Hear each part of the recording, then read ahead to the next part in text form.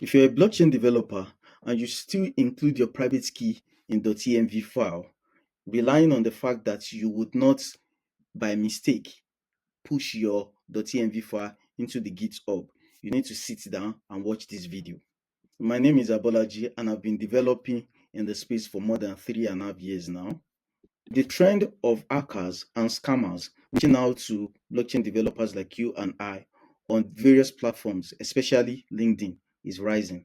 Their purpose is to ensure that we download their code into our PC. The code will be running in the background and it will search for our private key, then send it to them. In fact, recently, a blockchain developer lost about $500,000 worth of crypto because of this. So keeping your private key in plain text is not safe anymore. In fact, what is expected is for you to encrypt your private key. And once it's encrypted, you can also be using it while you're developing. In the next few minutes, I'm going to show you how to encrypt your private key using Foundry. So I need you to like this video, share and subscribe. Share because of your other developers and help us get this word out there so that we all stay safe. Before we get started, I'm going to show you the list of private keys I have encrypted in Foundry.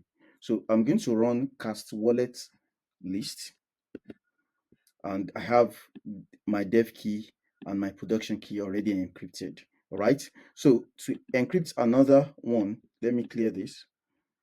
We are going to run this command, which is cast wallet. If you check Foundry documentation, you see this cast wallet imports, and the name I'm giving the new private key I want to encrypt is YouTube key, and it ends with -i. So with this, it's going to prompt me for the private key of the new account. So for this example, I'm going to open a terminal. I'm going to run Anvil, and Anvil will give me 10 private keys. All right. So the first one, I'm going to use it for this illustration. So let's say I want to encrypt the private key of the first dummy wallet there. So I'm going to paste the private key here. Then it asks me for password. I'm going to put a password there now. All right. And I've encrypted it. YouTube key has been, and this is the wallet address. All right. So if I want to get, so I can run cast wallet list again to be sure that it's there. You can see YouTube key is there now. So we've successfully encrypted it. You can see it's simple. Then the next thing is, how do I use it? Okay, so I have a contract here that I can use for that purpose. Yeah, this is my deploy script. So I'm going to deploy this on this local network I've started up, and I'm going to use that private key we have just encrypted. This is the command we are going to run.